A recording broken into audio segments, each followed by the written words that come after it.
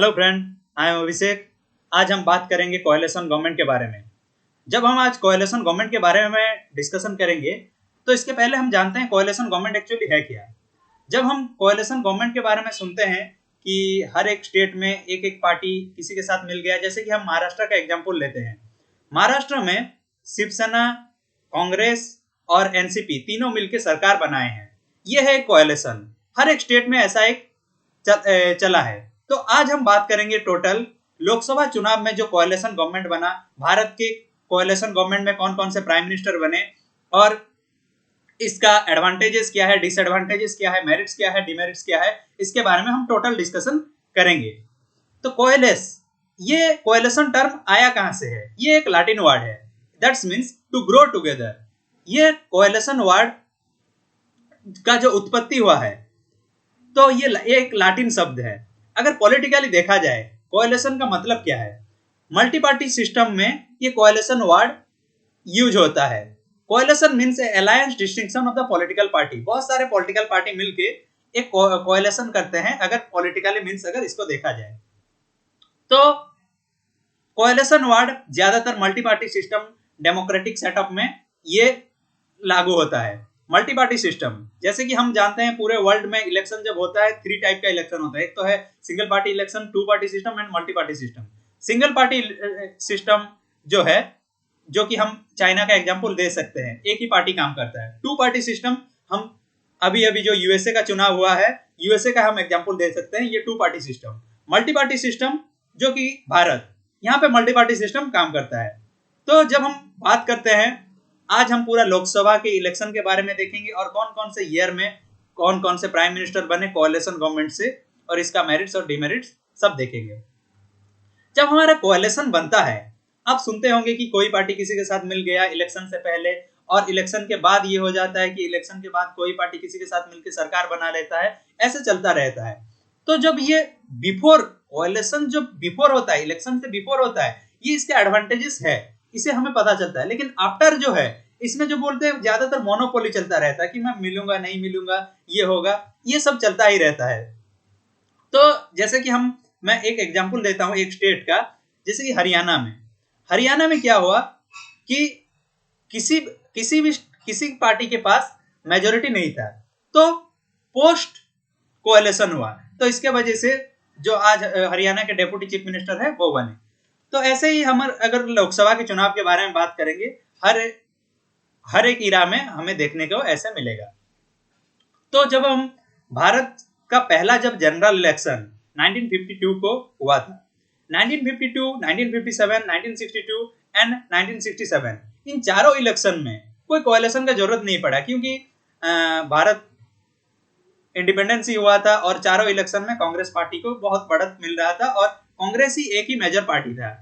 लेकिन 1967 के बाद ऐसा हुआ कि कोएलिशन का जरूरत पड़ गया। 71 का अगर बात करें, कम्युनिस्ट पार्टी ऑफ इंडिया और डीएमके कांग्रेस के साथ मिल गए।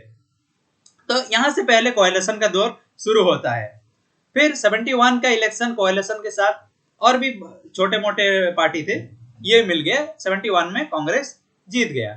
फिर देखा जाए 1977, 79 में, जो कि हमारे मोरारजी देसाई कोएलिशन गवर्नमेंट में पहले हमारे जो मोरारजी देसाई कोएलिशन गवर्नमेंट में मोरारजी देसाई प्राइम मिनिस्टर बने। 79 से 80 चरण सिंह, फिर आया 89 से 90 वीपी सिंह, जो कि राजीव गांधी के प्राइम मिनिस्टर में वो एक फाइनेंस मिनिस्टर थे, जिसके आप आजकल के डेट में सुनते होंगे बोफोर स्कैंडल के बारे में।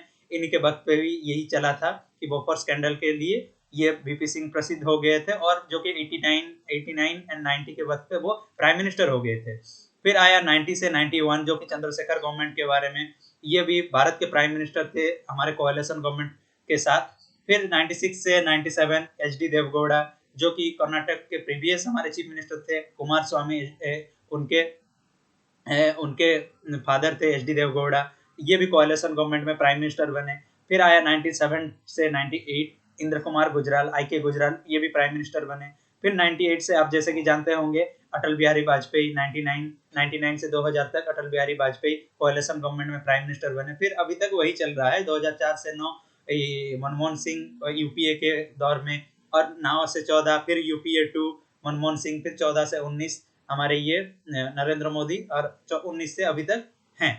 तो ये जब हम कोएलिशन के बारे में बात करते हैं, एक्चुअली आप सोच रहे होंगे 2019 में तो बीजेपी को मेजोरिटी मिला, ये कोएलिशन का जरूरत क्या है? कोएलिशन का मतलब जैसे कि मैंने बोला कि कोएलिशन बिफोर हो सकता है, आफ्टर भी हो सकता है। बिफोर जैसे कि बीजेपी के साथ बहुत सारे पार्टी अलायंस करते हैं, इसे बोला जाता है कोएलिशन।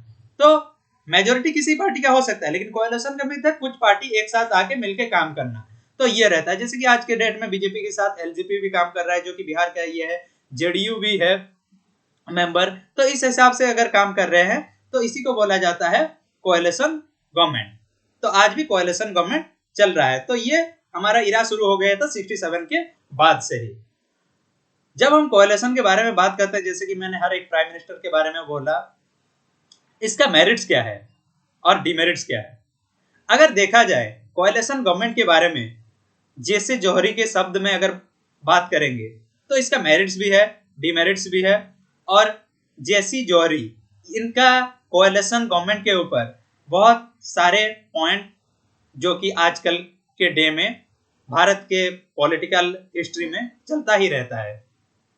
तो हम अगर बात करेंगे इसका मेरिट्स एंड डिमेरिट्स क्या है कोएलिशन गवर्नमेंट का। मेरिट्स अगर हम कुछ शब्द में बात करेंगे, मेरिट्स एक्चुअली है क्या? India is highly diversified country. अगर भारत को देखेंगे, ये एक बहुत बड़ा डाइवर्सिफाइड कंट्री है। हर रिलीजियन, हर कास्ट, हर लैंग्वेज, हर एथेंटिसिटी ग्रुप, एथनिक ग्रुप। तो ये आजकल के डे में पूरे भारत में मिलता है। All this get the representative of the coalition government. जैसे कि हमारा आंध्र प्रदेश का बात करेंगे, यहाँ पे तेलुगु चलता है। तमिलनाडु का बात करें, तमिल चलता है। केरला का मलयालम, जैसे कर्नाटका का कन्नड़। हर एक स्टेट में हर एक रिलीजियन, हर एक कास्ट, हर एक लैंग्वेज के बेस पे है। कोएलिशन गवर्नमेंट्स में इसका मेरिट्स रहता है कि ये जब कोएलिशन गवर्नमेंट बनता है, रीजनल पार्टी से भी फॉर्मेशन होके, ये जब ये कोएलिशन गवर्नमेंट में शामिल होते हैं तो उनका जो रीजनल मुद्दा है, ये जो बोलते हैं कि ये नेशनल लेवल में लाकर रिप्रेजेंट करते हैं और उसके ऊपर एक पब्लिक पॉलिसी बनाकर काम होता है। ये एक इसका पॉजिटिव है। Decision making the coalition government, यहाँ पे जो होता है कोएलिशन गवर्नमेंट में, ये डिसीजन मेकिंग एक अच्छा बन पाता है कि जो बोलते हैं हर एक पार्टी से हम लोग सुझाव ले सकते हैं, किसका हर के ऊपर किसी के ऊपर काम कर सकते हैं। ये एक इसका मेरिट्स है। तीसरा है कि all the members of the coalition participate in the politically decision making in the decision made are more balanced. मतलब कि कोई एक जो बोलते हैं कि अपने ओर से पूरा डिसीजन नहीं ले पाएगा, हर किसी के साथ बात करके, विचार विमर्श करके एक डिसीजन के ऊपर पहुंचा जा सकता है। ये एक इसका मेरिट्स है। डिमेरिट्स क्या है?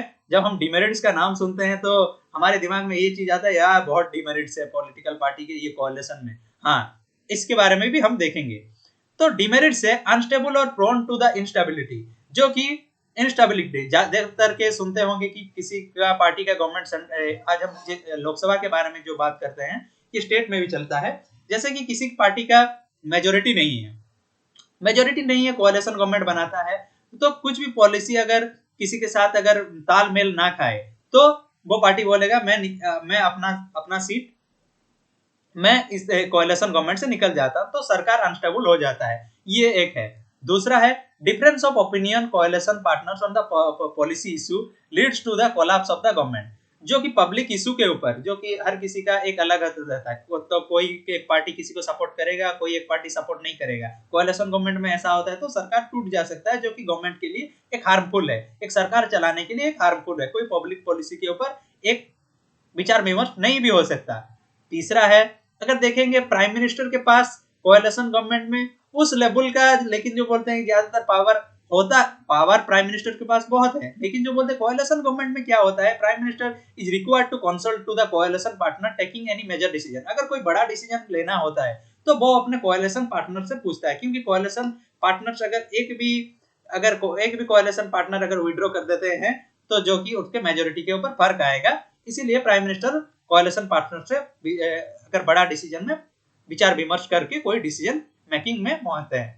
स्टीयरिंग कमेटी और the coordination committee of the coalition refers to the super cabinet. जैसे कि बोला जाता है सुपर कैबिनेट का टर्म ज्यादातर आप सुनते होंगे। What is the meaning by the super cabinet? Super cabinet इस वक्त पे यूज होता है जब किसी भी पार्टी कोएलिशन गवर्नमेंट में चला रहा हो, तो सपोज प्राइम मिनिस्टर तो एक ही बनेंगे, लेकिन कोएलिशन गवर्नमेंट में जो प्राइम मिनिस्टर बनेंगे तो बहुत सारे पार्टी को लेके बने हैं, इसीलिए तो बहुत सारे पार्टी से विचार विमर्श करके ये कर सकते हैं। इसको इसीलिए बोला जाता है, एक सुपर कैबिनेट भी टर्म बोला जाता है।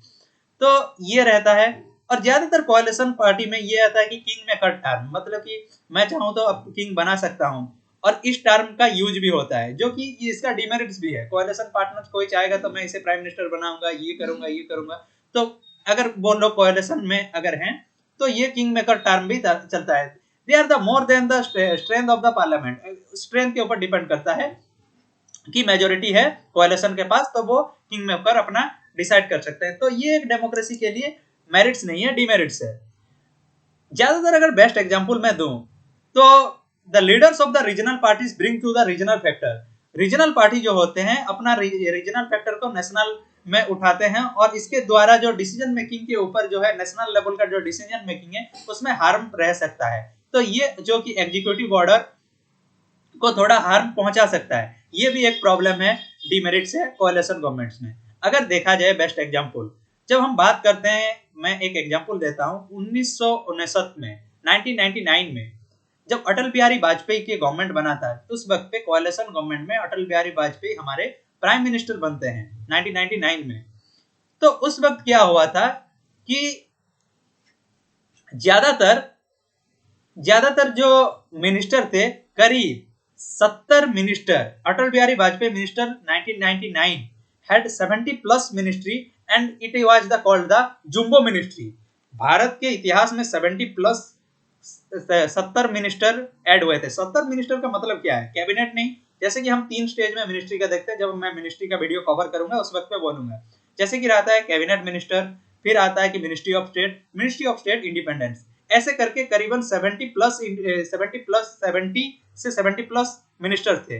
तो इसीलिए बोला जाता है इसको जुम्बो मिनिस्ट्री उस वक्त पे बोला गया था। लेकिन हमारा 91st अमेंडमेंट एक्ट 2003 में आया, उसमें बोला गया कि मेंबर, लोकसभा में जितने मेंबर हैं सबको, आज के डेट में 545 मेंबर हैं, उसका 15% ही मिनिस्ट्री बन सकते हैं, उससे ज्यादा नहीं। ये 2003 को अमेंडमेंट आया था, 1959 में अमेंडमेंट आया नहीं था, इसीलिए जो बोलते हैं 70 से प्लस हो गए थे।